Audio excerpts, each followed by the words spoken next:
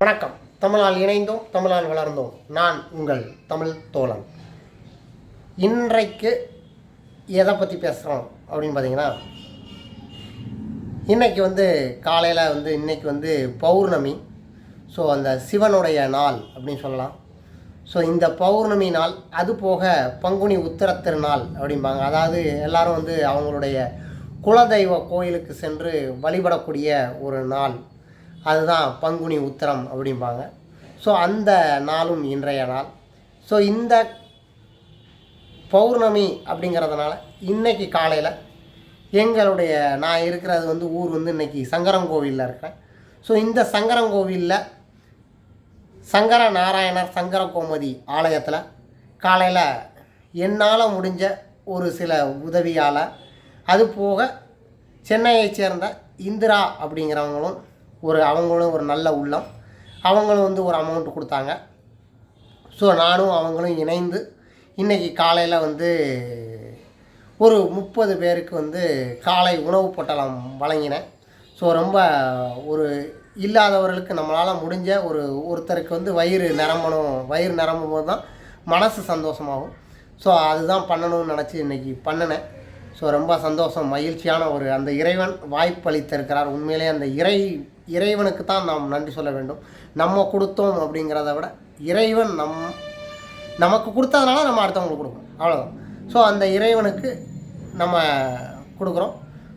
அது போக அதை கொடுக்கறதுக்காக எனக்கு கூட எங்கள் அண்ணன் ஒருத்தர் இபி சங்கர், பசி இல்லா சங்கரங்கோவில் அறக்கட்டளை இபி சங்கர், அவர் எப்போவுமே சங்கரங்கோவிலில் நிறைய பேருடைய பசி ஆற்றிக்கிட்டு இருக்கிறார், இன்றைக்கும் செய்து கொண்டிருக்கிறார். அப்படிப்பட்ட ஒரு மனிதரும் எனக்கு கூட துணையாக எல்லாருக்கும் கொடுக்கறதுக்கு இன்றைக்கி ஹெல்ப் பண்ணார். ரொம்ப நன்றி அண்ணா. அது போக பார்த்திங்கன்னா இன்றைக்கி என்னுடைய குலதெய்வம் கோயிலுக்கு போயிருந்தேன். ஸோ அந்த குலதெய்வ சாஸ்தா பூரணவல்லி பொற்கலையம்மன்.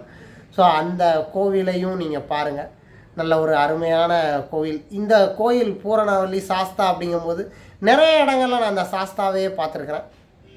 சென்னையில் கூட நான் ஒரு மந்தவெளியில் இருக்கும்போது மந்தவெளியிலே ஒரு கோயில் இருக்குது. அந்த கோயிலில் இந்த அம்மன் இந்த சாஸ்தா எப்படி இருக்காங்களோ அதே வடிவத்தில் அங்கேயும் இருப்பாங்க.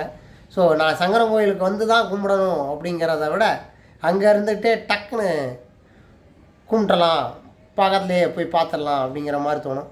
ஸோ இதை பார்த்துட்டு சில பேர் ஐயோ அப்போ இனிமேல் நீ ஊருக்கு போகണ്ട அங்கேயே இருன்றாங்க. தயவுசெய்து அப்போல்லாம் முடியாது, என்ன இருந்தாலும் நமக்கு அம்மா அப்பாவை பார்க்கணும். ஸோ அது ஒரு விஷயம். ஸோ இதை ரெண்டையும் பார்த்து என்ஜாய் பண்ணுங்கள். ஸோ இதெல்லாம் என்னடா பெருமைக்காக நீ இதெல்லாம் பண்ணிகிட்ருக்கியா அப்படிங்கிறது கூட சிலருடைய எண்ணங்கள் தோணலாம். என்னை பொறுத்தவரை அப்படி கிடையாது. இல்லாதவர்களுக்கு உங்களால் இயன்றதை உதவுங்கள். அப்படியே உதவ முடியவில்லை என்றாலும் கூட ஆறுதல் வார்த்தைகள், ஒருத்தன் உடஞ்சி போனோம்னா 4 ஆறுதல் வார்த்தைகள் சொன்னீங்கன்னா கூட அப்படி துடிச்சு எந்திரிச்சு நம்பிக்கையோடு வெளியே வந்தோம்னா அதுவே ஒரு மிகப்பெரிய விஷயம் அப்படின்னு தான் நான் சொல்லுவேன். ஸோ மிக நன்றி. நம்மளுடைய காணொலியை இன்றைக்கி பார்த்து என்ஜாய் பண்ணுங்கள். நன்றி.